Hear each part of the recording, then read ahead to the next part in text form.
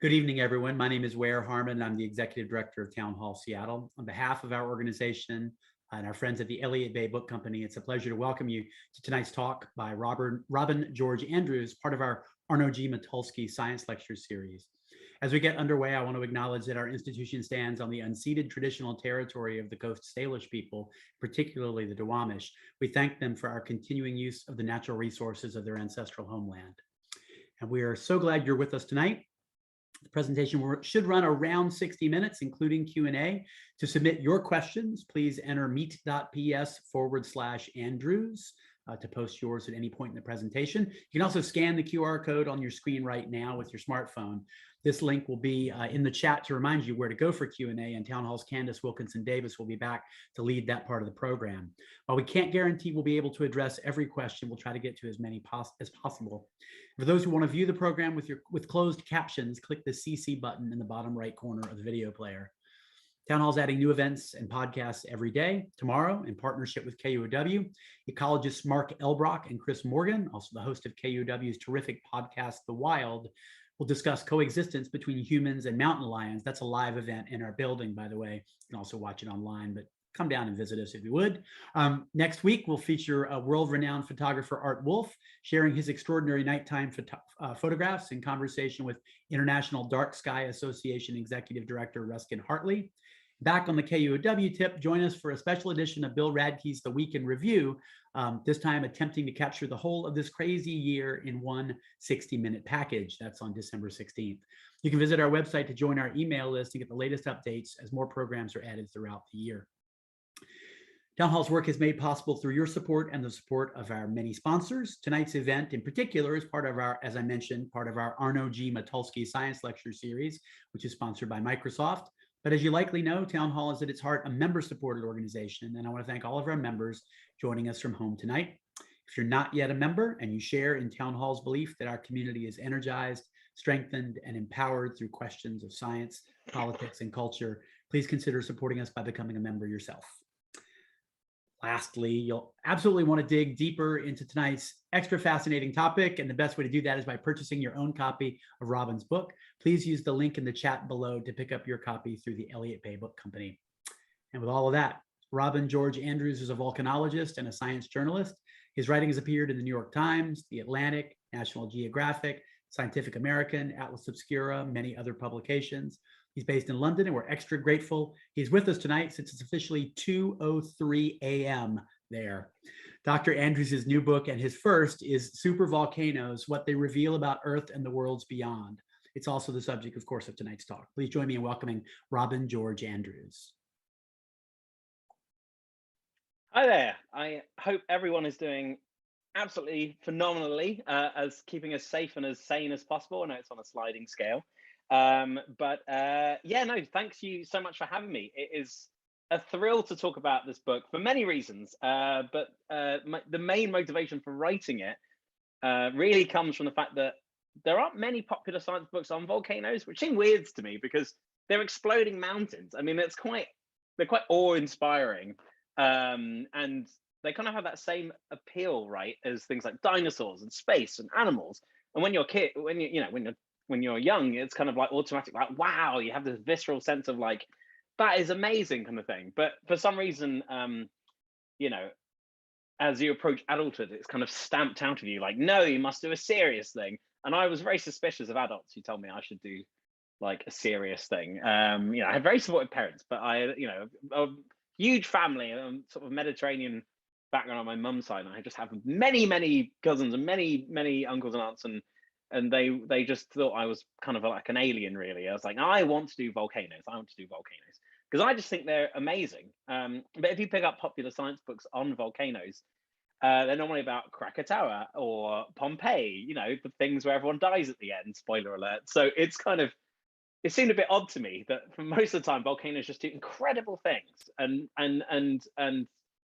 just visually, they're amazing. And yet the main focus of the popular science writing on them was like, well, they're just going to melt you, which is kind of seemed ridiculous to me. But this sense of wonder started very young. I know people say things like, I've always wanted to do this sort of thing. Well, when I was really young, I wanted to study the stars. I can't really remember how I got into this, but who isn't kind of beguiled by the stars?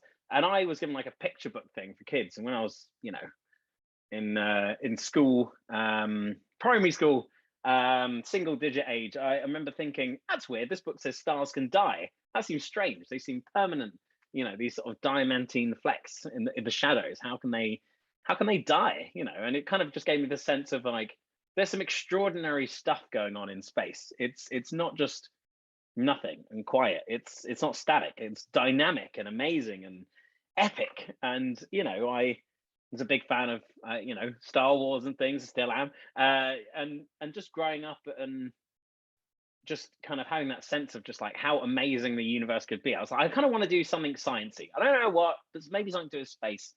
It then transpired to me that it then occurred to me that space is big. To paraphrase Douglas Adams, like space is really big. You might think it's a bit of a walk down to the chemist on the corner of your road, but that's peanuts compared to space. I mean, really, space is just ludicrously big, kind of embarrassingly, like terribly designed.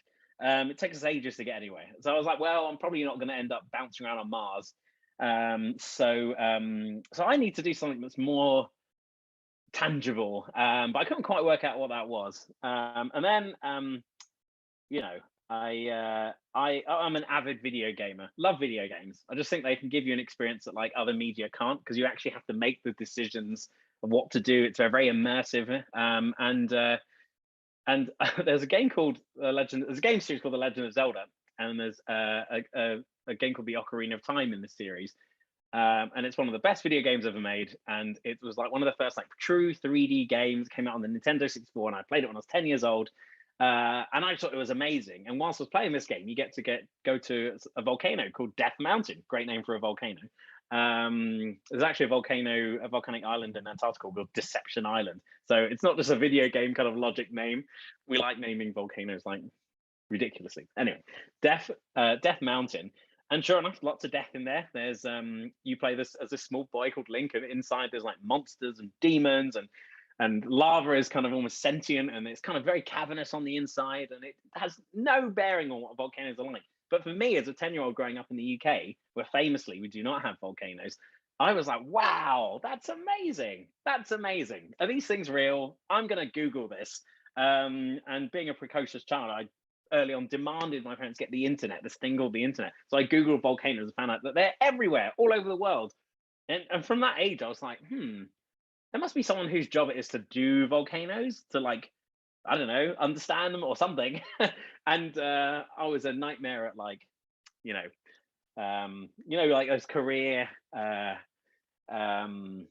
sort of fairs they have at like high school and things, where they're like, when you get a bit older, if you do these, if you study these subjects or go to uni and do this, you can work in the city or you can earn money doing this. And I was like, this all sounds boring.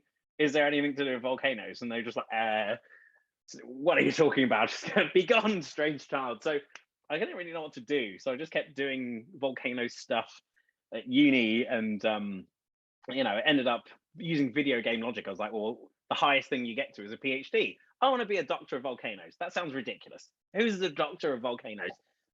It sounds. I kind of wanted to do it just for the sake of the silly title, but also because volcanoes are all around the world. I'd get to travel and see them, and I did, and I really thought, oh, I'm going to be an academic. I'm going to study volcanoes. But it turns out that academia is quite slow. You might not think that when looking at how it's evolving during the pandemic, but earth science stuff, it takes a while. You can dedicate your life to just working on one problem. And I just, during the PhD, I was like, I'm not really sure this is exactly what I want to do. So I thought, I quite like telling people about volcanoes. That sounds fun. And I kind of just wheedled my way into becoming a freelance science journalist. I still have no idea how it happened, but it essentially started with me emailing National Geographic and saying, this stuff about Yellowstone is crap. Give me a chance to tell you, about Mount Rainier.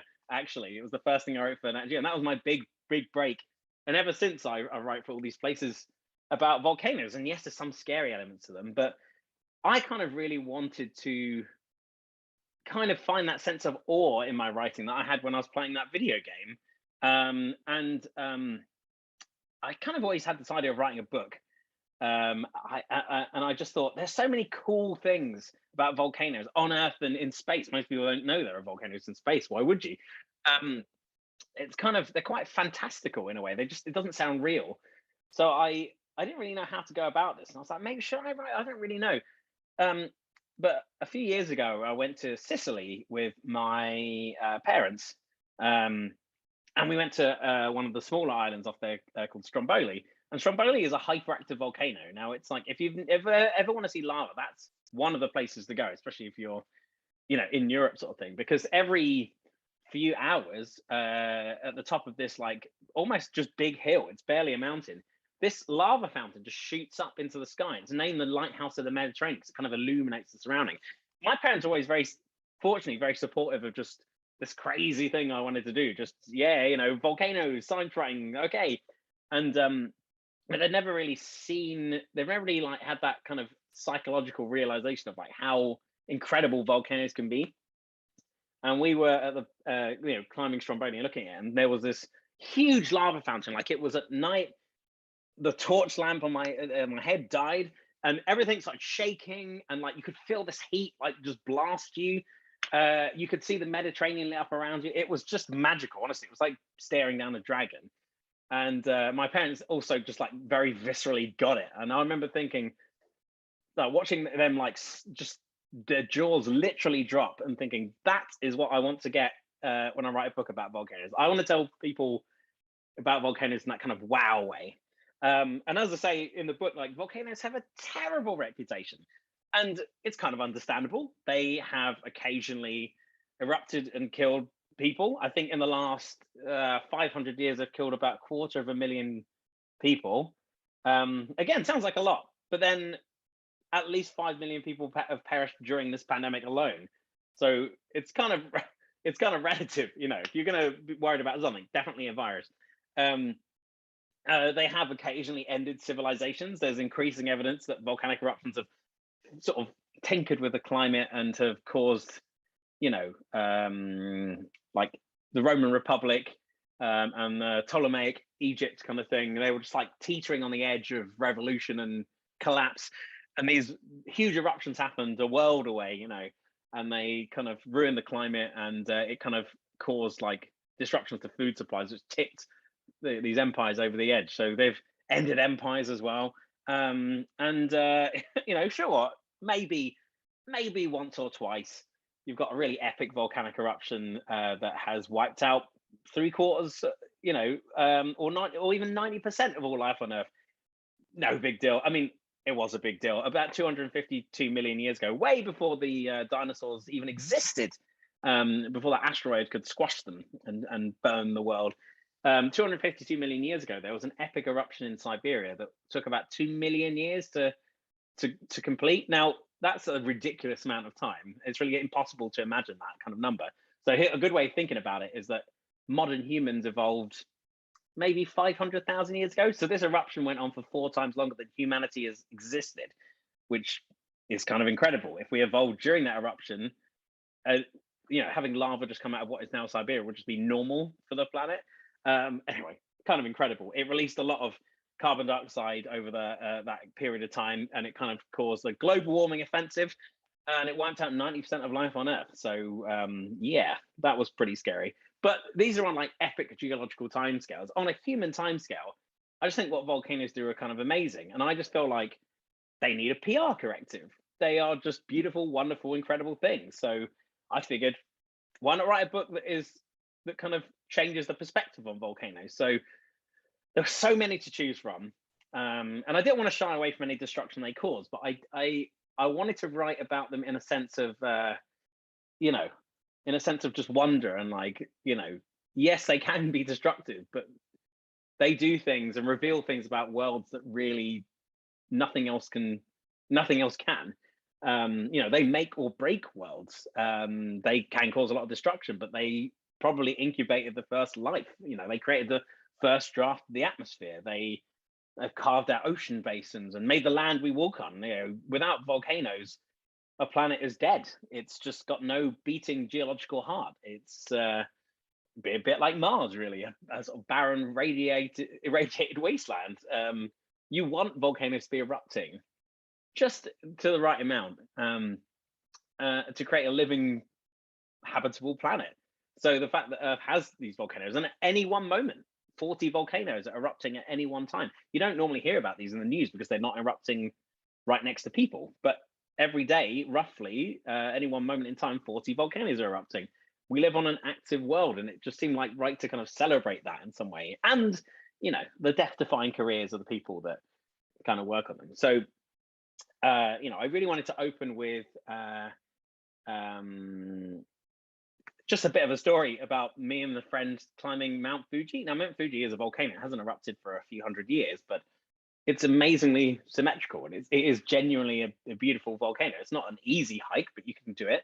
And the idea is you hike up it at night, so that you get to the top just as the sun is rising. It is incredible. The temperature drops about 60 degrees from base to top. You do feel it. You can feel the warmth of the single ray of sunlight.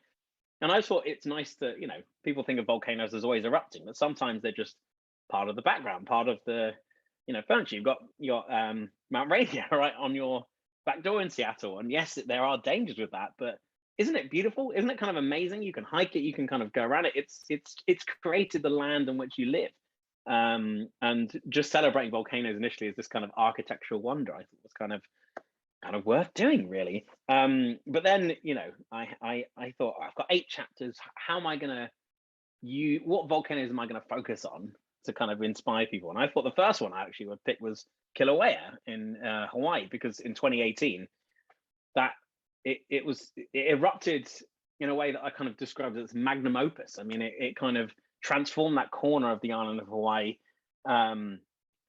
It produced an eruption that was essentially the grand finale of a 35-year-long eruption. You know, that it started erupting when Return of the Jedi came out in cinemas for the first time, and it ended, you know, just a couple of years ago, sort of thing. And it produced this kind of spectacular finale. And I wanted to write about it in the sense that, you know, yes, it was destructive. It was very destructive, and there's an interesting psychology at play there, where volcanologists who have studied this for their entire life got to see lava flows and rivers and like sounding like jet engines, you know, lava fountains shooting up into the sky for the first time.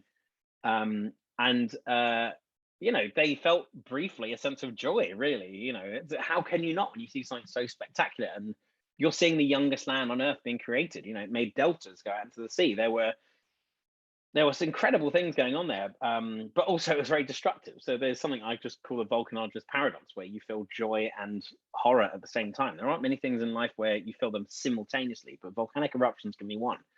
But there was spectacle to it that really revealed how creative like Earth's forges are. I mean, there was just incredible stories about it. Like, someone knew their house was being destroyed, not because they were there, but because they had burglar alarms with motion sensors, and the lava was moving through their house and tripping the motion sensors as it went through their house, which is kind of an incredible way to find out that your house is being burgled by lava. You had lava fountains that were as high as skyscrapers. You know, you had billowing thunderclouds appear above them. You had lava tornadoes. I mean, technically they're known as lava whirls, and scientists are like, oh yes, they're called lava whirls, but they are literally spinning vortices of lava, flinging molten rock everywhere. You know, sometimes accompanied by blue fire, because it was burning the methane just buried in the vegetation under the lava flows. And it's kind of incredible. And I remember asking, like, you know, what do you call these things? And they were like, oh, we call them lava whirls. I'm like, but what do you really call them when you're not talking to, you know, the news? And they're like, we call them lava-nados. And of course you do. Of course you do, because it's amazing. You had, you know, just all these kind of incredible visual things happening. And it was also, I think, the largest and most peaceful deployment of drones in, or certainly the most peaceful deployment of drones in US history, instead of bombing targets. And the US have tried to bomb lava flows before, unsuccessfully, it turns out. Drones were used by the federal government for the first time to monitor like an active eruption. And at one point they were used to literally save a person's life. He was stuck in his house at night and the lava had surrounded him. they flew in a drone and said, follow this drone throughout this sort of maze of lava out to safety. So, you know, it's nice to see American drones saving lives rather than ending them. And I just thought that'd be a great example to start with. Now, obviously, a book called Super Volcanoes, it's kind of a pun. It's like volcanoes that are super. But obviously, I have to talk about super volcanoes. And the most infamous one, of course, is Yellowstone. Everyone assumes that the world's going to end with Yellowstone. Now, I have to say a couple of things about that. Yellowstone is already amazing. Yes, it is a super volcano in that it's bloody big, but it also it's got magma reservoirs beneath it the size of entire cities. It's got 2 of them stacked on top of one another. And yes, it has engaged in some epic eruptions before. I mean, I'm talking, 2.1 million years ago, there was an eruption so epic that the rivers would have flown backwards. It would have torn up the land. And it wouldn't have lasted for just like a day. That's what eruptions are normally thought of. But actually, it would have lasted for years. It would have just stopped and started. And that's what, geologists are discovering now, is that eruptions like that big don't just happen and then they're over. They happen over days, weeks, months, years, even if they're just really explosive. I mean, it would have been an incredible sight to see. The initial explosions would have been so big, you'd have been knocked flat on your back. Anything caught in the path of these like avalanches of hot ash and dust would have been vaporized. You'd have immediately turned into lava. And it all sounds kind of terrifying, but these kind of forces, volcanoes to me almost a bit like deities. There's nothing you can do to stop them doing what they're doing. You just have to understand them. But you have to admire their kind of forceful nature in a way. They are just, the planet blowing off steam, and occasionally it blows off steam in a really violent, crazy way. The good news is that the term supervolcano is kind of stupid. It basically refers to an eruption that is, it releases, what's it in miles? 240 cubic miles of material in one go, whatever that means. Basically, it releases a lot of sort of lava and debris and fresh volcanic matter. But the thing is, if an eruption has happened it releases 239 cubic miles, it's not a supervolcano, it's just a regular volcano. Now you can kind of see why that definition is kind of silly. If you were like, there's a 239 cubic miles of magma coming towards me, well, there's 240. You wouldn't survive either. It's kind of irrelevant. It's just an arbitrary line. So the term supervolcano is kind of silly. It's also a bit misleading because it implies that this is the only way this volcano can erupt. Well, I hate to spoil it for any doom mongers out there, but Yellowstone has only had 2 super eruptions last time. It's had 3 big ones with 2 super eruptions. But for the majority of its lifetime, it's just erupted a bit of lava, or you occasionally get an explosion, which creates a little crater when it kind of heats up water underground under pressure. And there's no indication that Yellowstone is ever going to engage in one of these super eruptions again. It's not zero, but it's kind of unlikely. And the thing that's fueling Yellowstone, this plume of hot material coming from the Earth's heart called a mantle plume, the North American plate is drifting, but this plume is not moving. So in the next million years or so, Yellowstone is going to die out. It's already dying out. So it's kind of a dying volcano anyway. So I think I really wanted to write that chapter, the super volcano, because I wanted to kind of debunk a lot of these kind of fearful, the end of the world kind of thing. I mean, yes, if a super eruption happens, it'd be terrible. It would do a lot of damage to America, and there'd be definitely like a global recession on the fact that America has a big hole in Wyoming, and there's ash everywhere, as far as California and New York City. That's kind of a bit of a problem for agriculture, and short circuit wires, and it will block up toilets for ages. 2 years it will block up the toilets for. It'd be like the Shawshank Redemption for everyone, except no redemption. But it wouldn't end the world, and it wouldn't bring America crashing down to its knees. So yes, it'd be horrible, but I kind of wanted to just debunk that, but also kind of talk about just those epic old eruptions as being like, yeah, the Earth can do some crazy stuff, and you have to kind of respect that. And I wanted to write about a volcano in Tanzania, which erupts black lava. It's the only volcano in the known universe at this point, although we've only seen a tiny bit of it. It erupts lava that's black. It's so cold that actually someone has fallen into this lava and survived. It is just the weirdest volcano. Its lava is so fluid that it can catch up to a gazelle. Very weird. The only volcano in the solar system that does this. And scientists are obviously like, well, what the hell is going on? So they wanted to get a sample. And I thought, well, what's the best way to tell the story of this volcano? And I happened upon a tale of some scientists who thought, well, we need samples of the lava. The lava is in a crater that's as deep as the Statue of Liberty. So we can't just go in there, we'd get burned by the lava.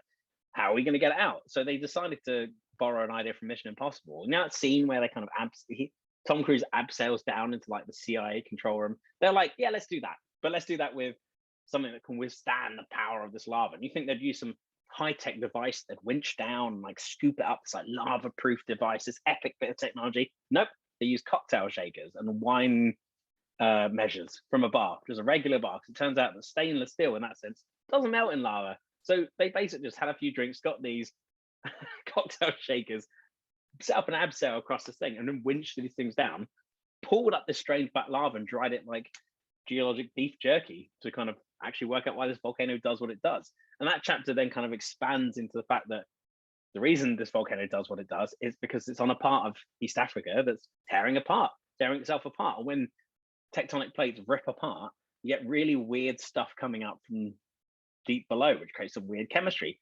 This volcano called Old Donyalenga is just one of those expressions of that weirdness. But it's part of this like really baroque tapestry that, you know, also happens to be one of the so-called cradles of humanity. So that chapter really is about how volcanoes kind of sustain life and amaze us. There's no death or deadliness really to it. It's just about, you know, we live on this dynamic earth that's tearing itself apart and ripping itself apart and doing these things over millions of years. And, you know, it's actually producing hot springs and habitable environments among, you know, in these otherwise really arid places. The lava from this volcano actually, there's footprints in it from, you know, some human ancestors, like tens of thousands of years ago. You can actually trace this migration of people through this landscape because this volcano erupted lava so cold that it froze enough that people could walk over it. It's kind of incredible. And, you know, a bit that's probably most incredible to me is that when this tectonic sundering, this divorce of these two plates finishes, the world will have a new baby ocean in between, you know, where Africa will be a slightly smaller continent, but there'll be a new ocean. And I thought that would be a good segue to the next chapter where I write about underwater volcanoes. Turns out if you want to be a super believer in underwater volcanic layer, there's loads of real estate everywhere. Most of Earth's volcanoes are underwater. I mean, it's kind of incredible, but everyone see these images on Nat Geo, you know, these hydrothermal vents bubbling around, and they're not really volcanoes, they're kind of on top of the volcanoes, but they're powered by volcanic activity. And they were only discovered in 1977. And I thought people need to know that Earth is not a planet that's mostly land, it's mostly water. And underwater, you have not only countless volcanoes all over the world that are, you know, someone described going down in a submersible, and they said, oh, it's like an astronaut going backwards, which I thought was quite a beautiful description. And you can see lava sneaking across the sea floor, and these animals that just live around this heat. And you know, there's a volcano that has sharks inside it. No one knows why they're inside it because it erupts explosively and it would kill them if they're in there. But there's a volcano called Cavachi with sharks inside it. I really wanted to write that chapter to illustrate how alien a lot of Earth is, and how this sort of underwater volcanic empire really is what Earth is normally like, and how we live on the surface is kind of the weird exception to the rule. And I just thought it was kind of, you know, I wanted to take people underwater and show them this alien planet, really, that is also still Earth. Obviously, it's the subtitle of the book is about the worlds beyond, and I really wanted to write about volcanoes in space. So I thought a 50-50 mix is pretty good. And I think, like, who isn't inspired by space? And there are volcanoes all over the solar system. So I chose to focus on like 4 different areas for that. The first one is the moon. Now, everyone is still inspired by the Apollo missions. And I'm sure they will be when, you know, missions like Artemis also deliver humans to the moon, you know, unless China beats them to America to it first. But something that always amazed me is that, you know, those dark patches you see on the moon that you can just look up and see, they are giant frozen seas of lava. And the moon is basically a volcanic mausoleum. During the era of the dinosaurs, it was still erupting every now and then. So a stegosaurus could look up at the moon and see glowing red lights. I mean, at one point in its past, the moon was erupting so much lava that a lot of trapped gas in it was water. And that water came out during these epic eruptions, make these epic seas of lava that have frozen over. And for about 70 million years, there was thunder clouds on the moon. It rained on the moon. I just think that's magic, really.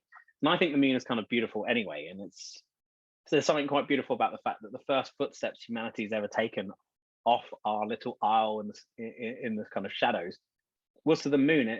We learned, Neil Armstrong, Buzz Aldrin bouncing around in something called the Sea of Tranquility. So that's a giant frozen sea of lava. The first steps humanity's ever taken on an alien world, basically on a giant sea of frozen lava. And I think there's a lot of beauty about the moon in that sense that people just don't know about, and they have to know about it. Then I obviously have to write about Mars. I mean, Mars has gigantic volcanoes. Everyone's probably heard of Olympus Mons. Olympus Mons is about the size of Arizona, pretty big. But what people probably don't know is that this otherwise diminutive world, it's about, a sixth of the mass of Earth. It's weirdly small. There's something called Tharsis, which is a big volcanic pimple which forms on the side of Mars. And it's basically not technically one volcano. It's like thousands all mushed together. But this volcanic edifice is so big, it's 3 times the area of America, which I can't imagine. And it's so heavy, but when it formed, it tipped Mars over. Now, planets are tilted on their axes all the time. Earth is tilted on its axis because a Mars-sized object smashed into it long ago to make the moon, and very rarely are planets just like rotating just normally like that. They're normally at an angle, but that's normally because something smashed into them. Mars tipped itself over by making a volcanic, basically having a multi-billion-year volcanic province that is still maybe cooking underneath today. I mean, there's no real eruptions on Mars today, but it's still cooking and twitching. There are rumbles that the InSight mission can hear on a Mars, and scientists are starting to think that maybe every few million years there's an epic country-sized eruption of lava on Mars. It just operates differently to Earth. But the fact is, it has the biggest. This tiny planet somehow has the biggest epic volcanoes in the solar system. They're just absolutely hilariously giant. And actually that chapter, which I call The Toppled God, is really about, well, what happened on Mars that was different from Earth. Earth and Mars are right next to each other, but Mars is like this barren, dry land. Have volcanoes anything to do with it? Did they cause the end of the world there? Did they try and prevent this apocalypse that happened to Mars? You have to read to find out. But the fact is, it has some huge volcanoes on it. So how did that happen? What broke Mars? But volcanoes did play a key role. Similarly, in the next chapter, the Inferno, is about Venus. Now, Venus was in the news last year because of a chemical called phosphine. Scientists discovered in its atmosphere, and phosphine is basically found all over on Earth. It's kind of microbial flatulence in a way. It's a really common chemical.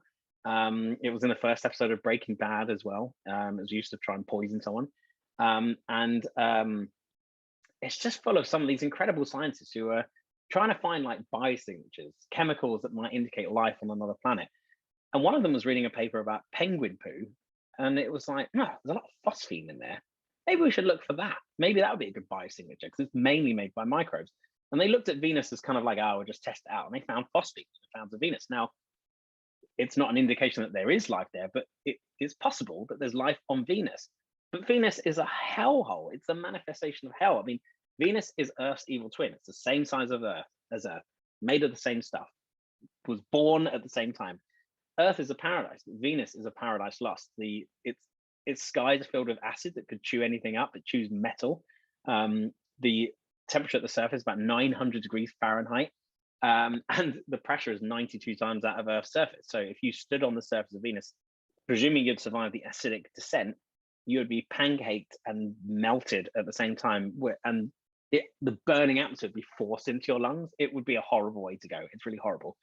And the question is, well, what the hell happened to Venus? And it turns out that there are chemicals also in the sky that kind of like the ghosts of an ocean. So scientists know there was like an ocean of water on Venus. In fact, there was an ocean on Mars too. So you've got Earth, which is full of oceans and it's very habitable. And then on one side, you've got a dry atmosphere, depleted desert, which is Mars. And on the other side, you've got the literal manifestation of hell. And it turns out that on Venus, the reason that loads of missions are now being sent to Venus, because people are like, well, what the hell happened? why did Venus become this? Why did Venus undergo this sort of thermal apocalypse and Earth didn't? And actually, volcanoes have something to do with that too. And it turns out that on Earth, volcanoes kind of made the world. On Venus, volcanoes kind of broke the world. And really, that chapter is kind of an existential one. It's like, well, why are we here?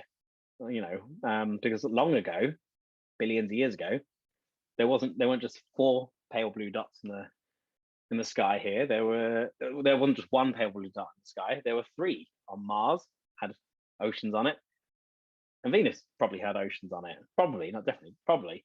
So why is Earth the only one out? And yeah, turns out volcanoes can be the author of this story. So I really wanted to write about that kind of fate defining thing. And lastly, I wanted to talk about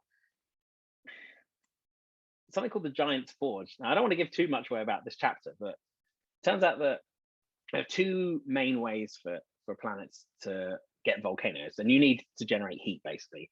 And the heat source you get on most big planets and things are from its violent formation. So when these planets are smashing together and all these rocks come together, you generate a lot of heat, and that gets trapped inside, and the heat wants to get out into space. So you get volcanoes. The other way is you have radioactive elements, very common. You know, you get things like potassium and uranium things, and they release heat as they decay over billions of years.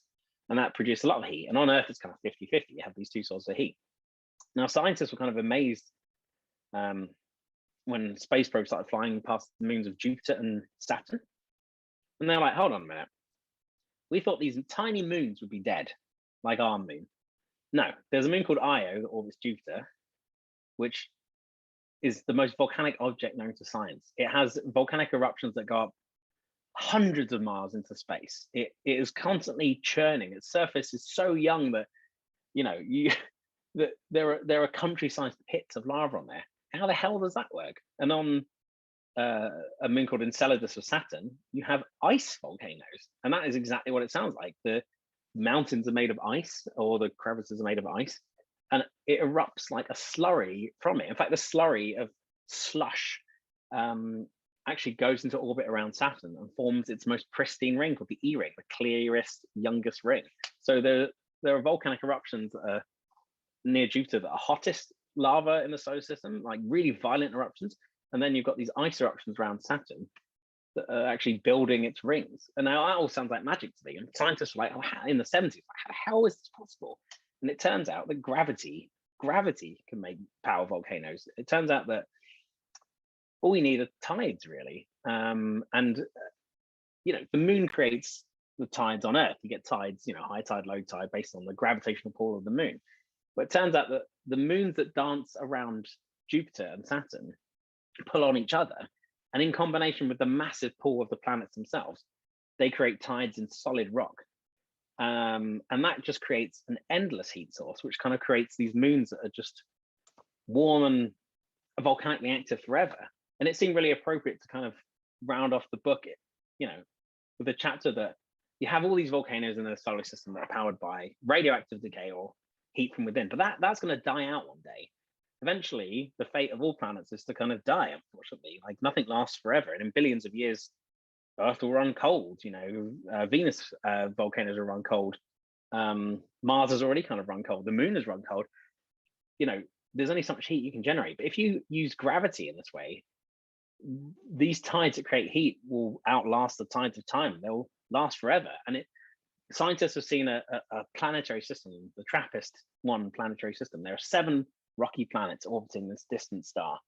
And all these planets are in something called an orbital resonance with each other, which means the gravity of them pulls on each other. So it's possible that they've all got endless sources of heat. So you could have, you know, forget Earth-like worlds.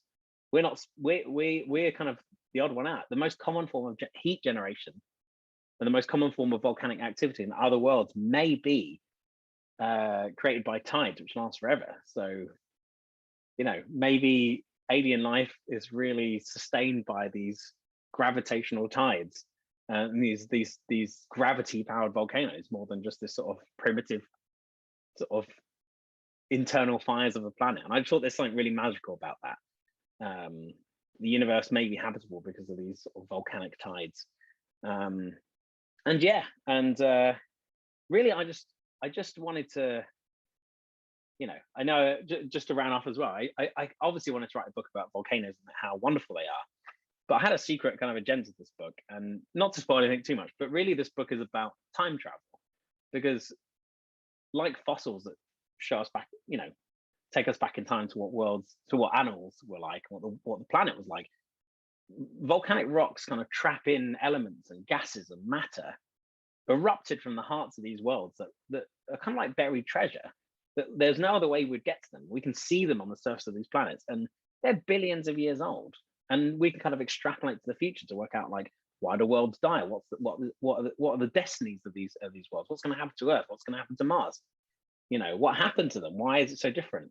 These kind of questions. And these volcanic rocks are kind of preserved stories. They're like books in a library, and we're only just beginning to read them. And I just think, in the way that we hear about stories told of Vesuvius and erupting 2000 years ago, and the kind of awe and horror of that kind of eruption, it really kind of kickstarted how volcanoes work. We read accounts of eruptions now.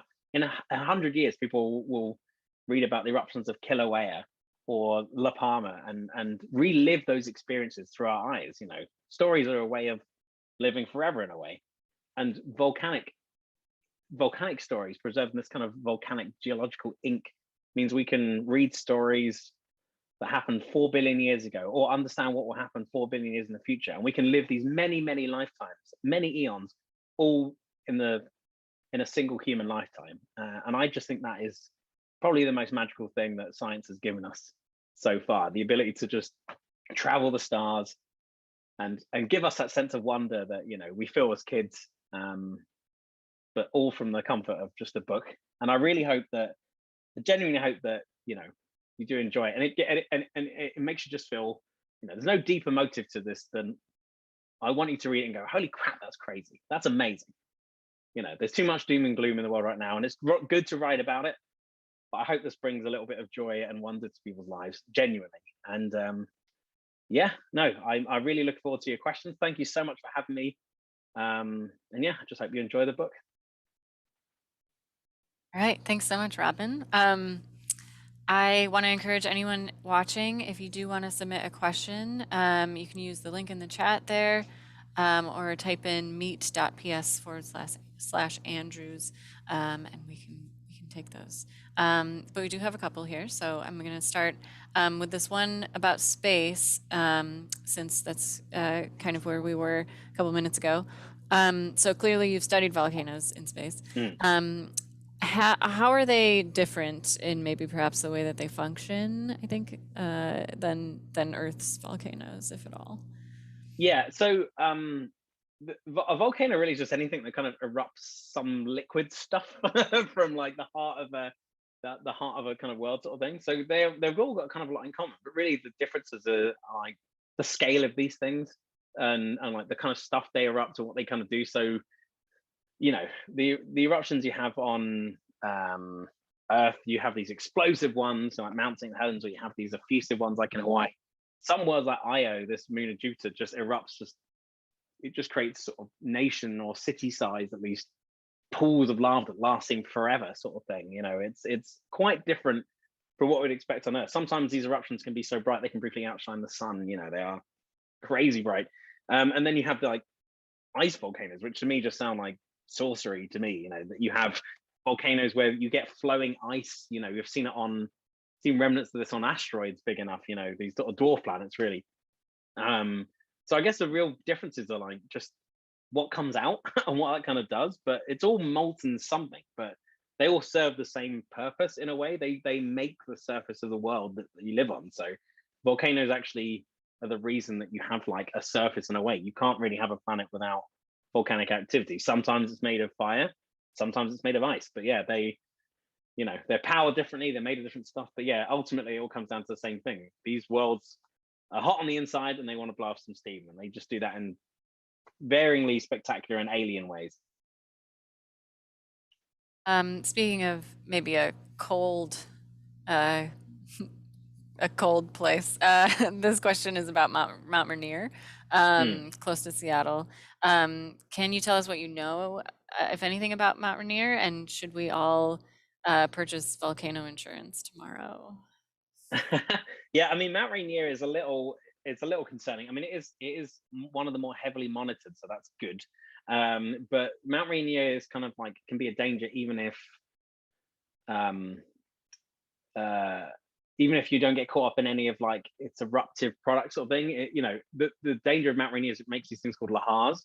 Lahars are basically concrete like mud flows, and if you have an eruption of ash and it gets rained on, it can create this kind of slurry that moves really quickly. And a lot of the suburbs of like Seattle, Tacoma are actually built on these sort of drainage points to these lahars, which is why I think there's been an uptick in recent years of like yearly evacuation exercises, especially for things like schools. The USGS have put out like these monitoring systems that kind of like trip wires that basically just as soon as a lahar starts, they'll know exact the moment it starts and the kind of sirens will go off sort of thing. So, volcano insurance is not something I've personally had to think about in the UK, but if it's something you can get, then sure.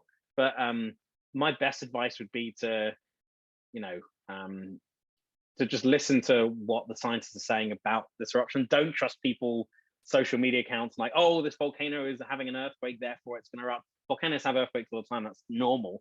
So just pay attention to what like the USGS are saying. But yeah, if the authorities say something dangerous is going to happen, maybe, and you should evacuate just in case, definitely do it. Don't hesitate. Just listen to what they know what they're doing, and take comfort in the fact that Rainier is heavily monitored compared to some of the other volcanoes in the Cascades. So, yes, it can be dangerous, but whilst it's not being dangerous, I'm envious of the kind of natural beauty you've got. I mean, it is really a spectacular kind of mountain sort of thing. So, yeah, but listen to what the scientists are saying. If someone who is not a scientist or a trusted science journalist is saying something, don't listen to them. Don't. It's just like the pandemic, really. Check your sources. Good advice. Yeah. You mentioned earthquakes. Mm. Can you kind of describe how volcanoes and earthquakes interact? And if you have one, is it more likely that you'll have the other? Yeah, so the kind of earthquake-like activity you get with volcanoes is sometimes a bit of the volcano can kind of collapse or slide, and that kind of create an earthquake. The kind of tremors that you get with volcanoes more commonly is you have like superheated water moving through, and that can create earthquakes. Sometimes you have magma that's pushing through something that can also create earthquakes. That they make they're like different songs on an album, so scientists know exactly which song is happening when they happen. So it's quite easy to identify in a lot of cases which one is happening. So often you get earthquakes around volcanoes, and the reason scientists aren't worried is they know kind of what's causing it. In terms of like how they relate, like there's this idea that maybe if you have a big enough earthquake, it can trigger an eruption, but there isn't really enough evidence to support it yet. There's some evidence that maybe that's true, but I mean, we're talking really big earthquakes here, centered right on the volcano, but there's nothing conclusive yet. There's probably some link, but it's a very rare thing, and volcanoes normally act in their own way. But yeah, it's until that's kind of really laid out, I think like the idea of a good idea to have in your head is like back in the Cold War when nukes were all the rage, there was a shot called the Kaneken shot in the Aleutian Islands, where the American military blew up a nuke right next to an active volcano, not to do anything to the volcano, but just like it was remote enough so it was fine. It was actually incidentally the eruption that actually the nuke that caused a protest that gave birth to Greenpeace. But anyway, so this nuke went off, and you would think that this giant nuclear weapon would set off this volcano right next to it, but it didn't. So take some comfort in that, like you can really rattle a volcano with earthquakes and nukes, but if a volcano wants to erupt, it's up to the volcano. It's not up to really anything that happens around it. So, if there's a big earthquake near a volcano, it's the earthquake you should worry about. Don't worry about the volcano. We also have a lot of nukes in our area, so that's good to know. I'm going to pair these two questions. One is what volcanoes, or how many volcanoes have you visited, and what are the ones that you still need to see? And then also, have you ever been worried for your personal safety near a volcano? So I visited a fair few volcanoes. So I did my PhD in New Zealand, and I've been to Japan a lot. I just love Japan, but it's also full of volcanoes. So I mean, yeah, I've seen a fair few. I need to see more in the US, really. Although you know, I've been up and down the Cascades to an extent, but the most volcanoes I've seen really have been the ones around Europe and Japan and Indonesia and that kind of parts of the world. And they're really incredible. I mean, there's one in Indonesia that erupts lava that at night glows blue because it's burning sulfur. It really looks like an alien landscape. But yeah, I mean, you know, I've seen like super volcanoes as well. I mean, there's one in Japan that's big enough that you can. I got a helicopter over it, and there are volcanoes in it. There's one called Campi in Europe, which has cities built over it, and it's partly in the sea, so you can't really see it. Vesuvius is kind of like a baby volcano that's kind of almost in it. So it's really hard to imagine the scale of these things. Not technically a super volcano, just a very big volcano, but it is massive, called Campi. And yeah, I mean, it's actually weirdly, I'm quite clumsy, which is not a good combination to have if you like volcanoes. And I actually dropped my phone into Vesuvius and I climbed in to get it out because I wouldn't advise doing this. If you do this, just let it go. But I was kind of annoyed that I was that clumsy and just ducked under the barrier and just clambered into the crater. There's no like lava bubbling there, but it's quite hot and active. And I could have just got trapped in the mouth of Vesuvius, which would have been a bit dumb. But I did get the phone back, so I was kind of pleased with myself. But I wouldn't recommend it. Otherwise, yeah, I don't know. Like in terms of personal safety, yes, there's a place called Poluizzi in this Campi thing around the Bay of Naples, and it's kind of grim. It's kind of fascinating, but it's this part of the volcano that erupts a lot of hydrogen sulfide, which is really smelly, like farty stuff. It's really unpleasant. And it erupts so much of it that like it cakes you in this like yellow kind of stuff really quickly. And you can kind of just see this. And apparently the ancient Romans used to like bathe in it because they thought it had healing powers, but kind of gross. Anyway, you have these things called fumaroles, which kind of belch superheated gas every now and then, so you shouldn't really stay in there for very long. They've actually cordoned it off now, but when I was there, I was walking around and I kind of stood next to one and my shoe melted into it, so I had to take my foot out of this and hop back, and I just kind of went back to this hostel I was staying covered in like farty yellow stuff without a shoe. And that was kind of hard to explain. If I sort of tripped and fell into that, I'd be really badly burned. But yeah, I'd say if you're clumsy, just be extra careful. But do go and see volcanoes if you can. They are amazing, whether they're erupting or not. They're just kind of remarkable things. Somebody wants you to talk a little bit more about Yellowstone. They're asking, is it cooling or moving further away from subduction areas? So Yellowstone isn't like a subduction reality. So basically, you have the North American tectonic plate, which is like the bit that sits atop the kind of more squishy, mobile layer of the Earth. And tectonic plates drift around very slowly. I think it's moving by like a couple of inches every year. And Yellowstone is powered probably by something called a mantle plume, which is like a vertiginous tower of superheated material that comes up from like the fringes of the planet's heart. And that plume does not move, but the plate does. So basically, the North American plate is very gradually moving away from this plume. In fact, it's been doing this for at least, I think, 16, 17 million years. You can actually see these giant craters all the way across towards pretty close to, the Pacific Northwest, actually, like these giant former Yellowstones that kind of existed all the way up, and you can kind of trace their path. And these are like the explosion scars left behind by this mantle plume doing what it did to make Yellowstone. So basically, it'll keep going, and the plume will basically sit soon under I can't remember the name of the mountain. It's like Arosca, something like that in Montana. But basically, it will keep moving towards Canada, basically. So Yellowstone is just very slowly dying out. It might engage in a super eruption one day. There's no indication that it's capable of doing that now. Its magma reservoirs are mostly solid. So the most likely event you'll get is like a lava flow somewhere, like a hydrothermal explosion. It's still dangerous, but nothing like a giant, apocalyptic kind of thing. So it's a very low, I wouldn't worry about it in that sense. If anything like that was to happen, everyone would notice. You could not hide an eruption that epic. There would be weeks of months of build-up. There'd be earthquakes aplenty. The ground would literally be changing shape. So if anyone says, "Oh, we'll never see it coming, it will end the world," it's just crap, basically. So don't fear it. Enjoy it. Yellowstone is an amazing place. Just go see it. Just don't take a selfie near the hot springs and fall in. That is how you're going to get killed. Coming back up to Washington State, this person says, speaking about the cold rift zone flow, hopefully you understand this question. There is the scab lands of Eastern Washington, where rift zone flows.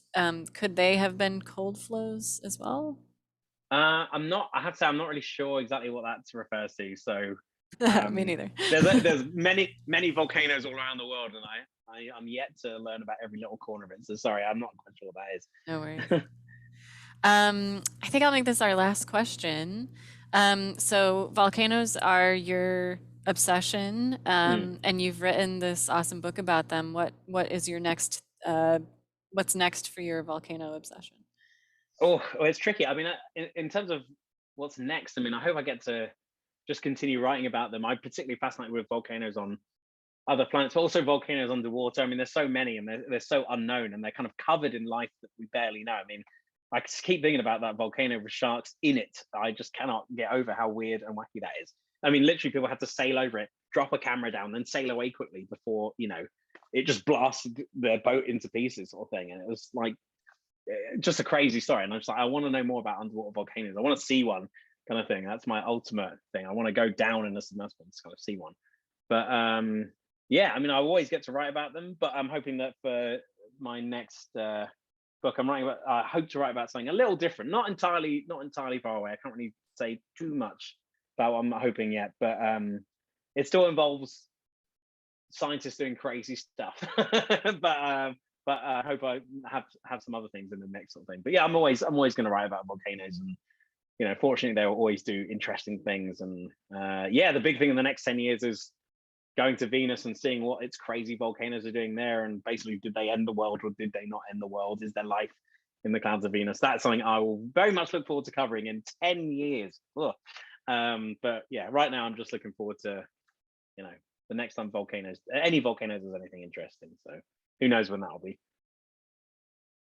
Well, thank you so much for this talk. As you were speaking, I was reading one of the reviews for your book, and it said you can feel the zeal, you can sense the zeal. So everything you brought to this talk, it sounds like it translates well into the book as well. I hope so. I really do hope people enjoy it. I mean, it's designed for anyone to read. There's no jargon in it. It's it's meant to be fun and awe-inspiring, and not just like, oh my god, volcanoes are going to kill us. So hopefully it does correct the perspective a little bit. Awesome. Well, thank you so much. I want to thank the audience as well. Thanks so much for all your questions and for your interest in this topic. If you would like to purchase a copy of Robin's book, I encourage you to use the link in the chat. That's going to take you right over to Elliott Bay Book Company, and we can support a local bookstore tonight. So good luck with your travels in the future coming up soon, Robin, and good luck with the rest of your tour for this book. It sounds really awesome. So thanks so much. Thanks. Have a great night. Yeah, thanks so much for having me. It was great fun.